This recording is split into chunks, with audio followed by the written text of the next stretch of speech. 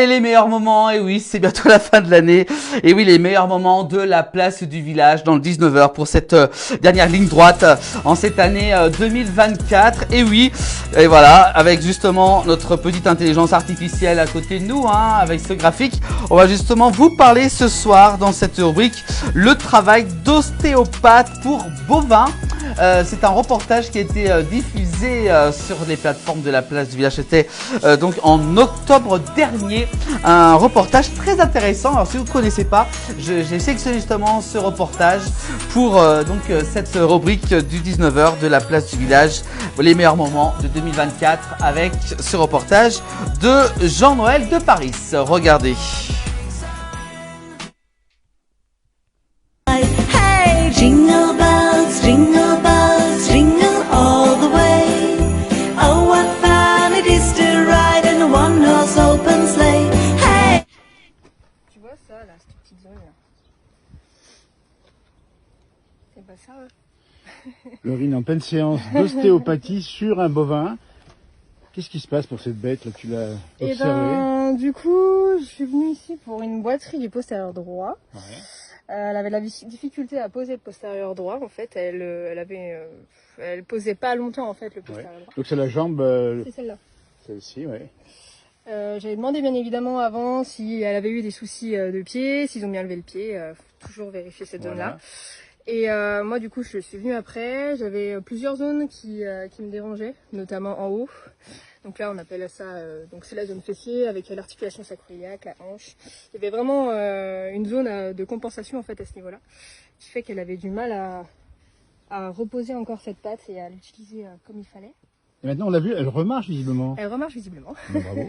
Elle marche mieux. Après, il va falloir qu'elle marche elle toute seule, qu'elle se réadapte. Ça c'est long, c'est comme nous. Il faut plusieurs jours pour que le corps se remette d'une séance d'ostéo. Donc il faut connaître l'animal vraiment. Alors, il y a une formation spécifique, j'imagine, pour ça, longue, j'imagine, non? Bah, en formation, il y a plusieurs formations. Il y a les vétérinaires qui peuvent faire une formation après en ostéo.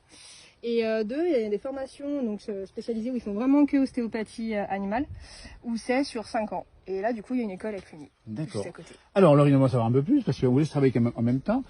Vous habitez donc dans les Monts du Lyonnais, c'est ça? Oui, je suis des Monts du Lyonnais, je suis de Saint-Martin-en-Haut. Voilà. Alors, ce métier, quand même, c'est un métier de... Alors, il y a beaucoup de queue, tiens, la vache, justement, tiens, ça se passe comme ça. Alors, ce métier, c'est un métier de passion, j'imagine, avec les animaux. Ah bah oui. On n'a pas le choix, de toute façon, on travaille On voit faire ici, c'est incroyable. On te regarde. Elle dit rien. Elle est vraiment adorable en plus. Oui, alors, c'est cool, une c'est agréable d'avoir. Patrice, elles sont toutes comme ça les vaches ici, hein. Elles sont adorables. C'est l'éleveur. C'est l'éleveur. Hein, Normalement, les vaches ressemblent aux éleveurs. Exactement. Donc quand elles sont calmes, c'est que l'éleveur est calme. Ouais. C'est bien le Là, tu auscultes quoi là?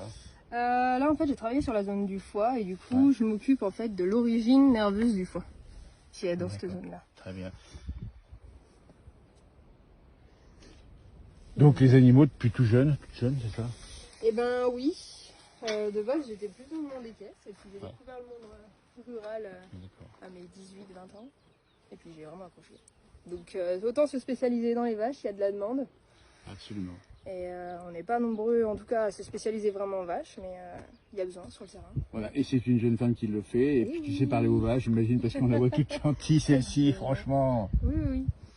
Ben, avant c'était les rebouteux, donc généralement c'était des hommes, des bons gaillards assez costauds. Là, on change complètement de registre. Mais ce qui compte, c'est toucher au bon endroit, et ça c'est efficace. Et bah complètement. Ouais. Patrice, Faut être fin et précis. surpris quand même, hein? Ça marche bien, hein?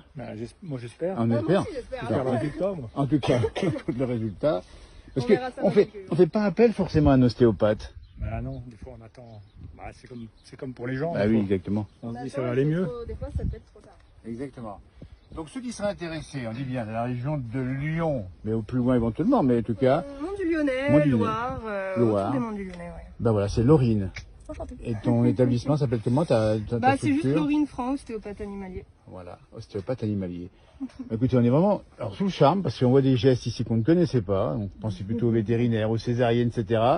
Mais là, franchement, et là, on t'écoute, on te regarde faire, parce qu'il faut te concentrer aussi, il faut compter les vertèbres, c'est ça? Non, c'est que je travaille en fait sur cette zone D'accord. au niveau musculaire, facial. travaille tous les jours, même le 14 juillet.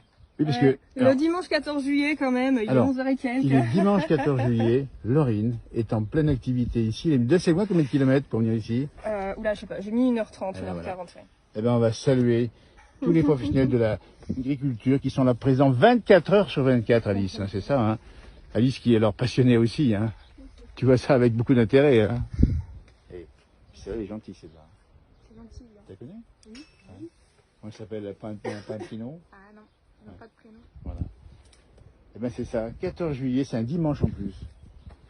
On va lui souhaiter prompt rétablissement. Puis encore bravo à Laurine, parce que on voit ça, c'est formidable, ces métiers de jeunes femmes, comme ça, dans l'agriculture, qui apportent un regard différent, une sensibilité. C'est ça aussi, il y a peut-être une façon de faire différente des garçons, hein?